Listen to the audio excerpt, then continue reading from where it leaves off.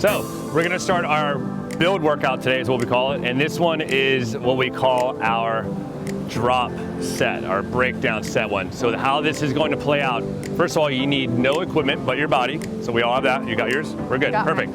Check. Check.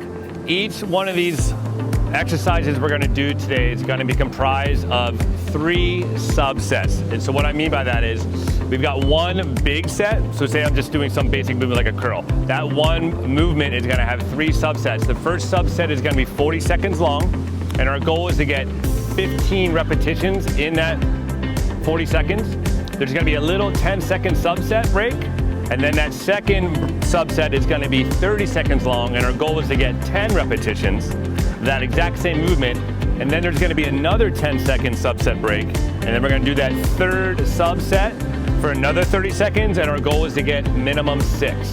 Doesn't mean we're rushing through these. That's our goal. If you can't get that number, that's fine. Get what you can get in that time period. If you need to take a break, take it, but that's just kind of our goal number. All right, after we finish that third subset, there's gonna be a minute-long break, and we're gonna repeat that exact same movement for that exact same 3 breakdown set movements twice. Tongue twister. Twice, I know. Nailed it. Right, and then we're gonna do that for each and every. The whole thing. Yeah, no, they're gonna remember. There's gonna be a full-on quiz. How dare you? There's gonna be a test. So our first move that we're gonna do is called a lateral squat. But before we start moving, we gotta get moving in our brain and our body. So let's get those hands on those hips. Let's get this thing connected right here, this cylinder. So get sucker punch ready. Our goal is to maintain our normal spine shape the entire time. So with those hands on the hip, we're gonna start pulling ourselves into a hinge. And as we are doing this hinge, there's a few things to think about. First of all, feel your entire footbed, but emphasize that ball of your foot, this part of your foot, the entire time. Just emphasize it no matter where you are in the range of motion. 2, keep that cylinder equally on the whole way around and maintain your normal spine shape throughout. And 3, think about that whole structure here where your hands are. That's initiating this movement. So if you think about that hip structure, think of it as a bucket. When you're nice and tall, that bucket is level. Well, we're gonna pour that bucket out over your toes and then bring it back to level. So we're gonna take that exact same movement, but now we're gonna go into a wide stance. Nothing changes with those 3 movements. We're just gonna add one more thing, and that is we're simply going to bend the one leg. The other leg staying perfectly straight, but we're still emphasizing that ball of the foot. We're still initiating that movement from that big hinge out of the hip. And 3, we're keeping that normal spine shape. The only thing we're adding now with that knee bend is when you're bending that knee, allow that knee to bend as much as you feel like you can do it, and just keep it a little bit on the inside of that ball of the foot because of a really wide stance. All right, one more of those on each side, and then we'll bring your feet back to normal shoulder width position as parallel to each other as possible. And now we're gonna take, again, those same 3 parameters that we did in the beginning, now into a normal squat pattern. So our goal here is to start with that level pelvis, tilt that pelvis, pour that bucket out as you get down in your bottom of your squat, and then drive through that ball of the foot and bring that pelvis back to standing. All the while, maintaining that normal spine shape the entire time. You are sucker punch ready the entire time. Next, we're gonna move into an alternating reverse lunge with a reach. So the front leg is doing all of the work. The back leg is absolutely, completely relaxed. Reach that hand up towards the sky as much as you can go.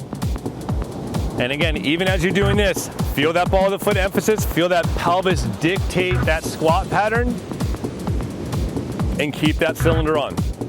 Okay, last one of those. Let's get you now on the floor. You've done enough. Can't stop. On the floor, fingers facing behind you, knees are bent. So now we're gonna drive those hips up towards the sky, lower back down. Now, as you are doing this, imagine you're holding a ball between your knees the entire time. You never let that ball fall.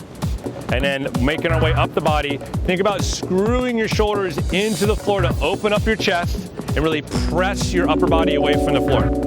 One more of those, and then we're gonna take that exact same movement, but this time you're gonna keep your right hand on the ground, and you're gonna reach your left arm across your body, really trying to separate your upper and lower body as much as you possibly can.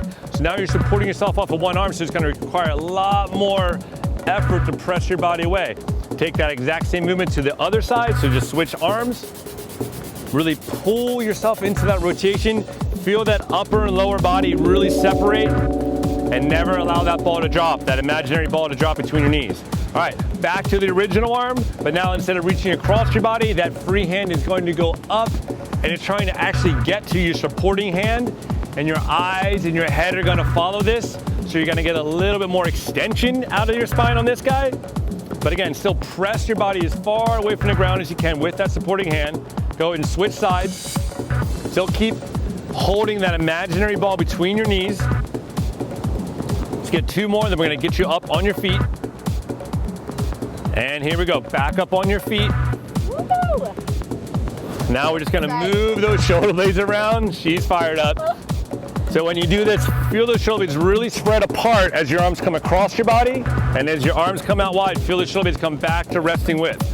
Spread apart, back to resting width. Now we'll take that same arm movement, now we'll go up above our head. Now the shoulder blades rotate upward and downward, upward and downward. While you are doing this, you're still keeping this cylinder on.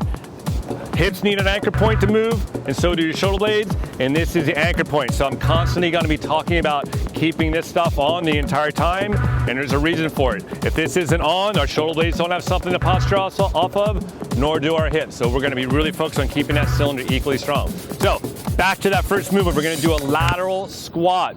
It's gonna be a raised lateral squat. So if you have something like a step or a chair, whatever it is, it doesn't matter. The height is up to you. Feet are going to be parallel.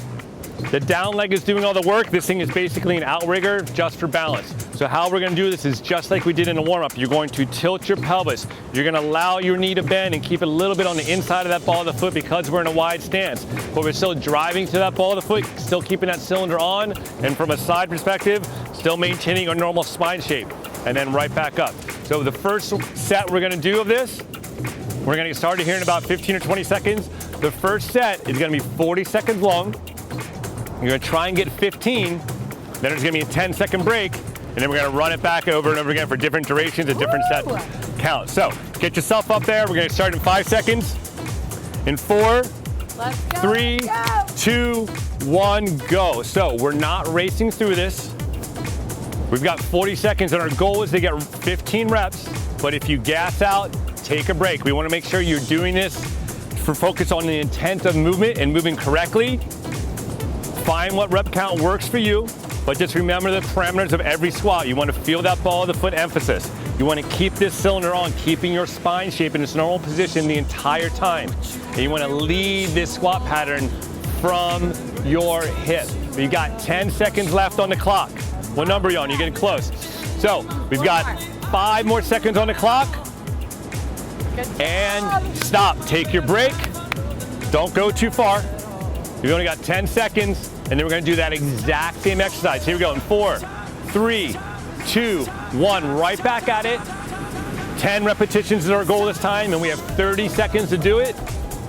And again, keep focusing on how you're doing the squat pattern. That raised leg is doing absolutely nothing. The down leg's doing all the work. Your hips are initiating this squat pattern. You're actively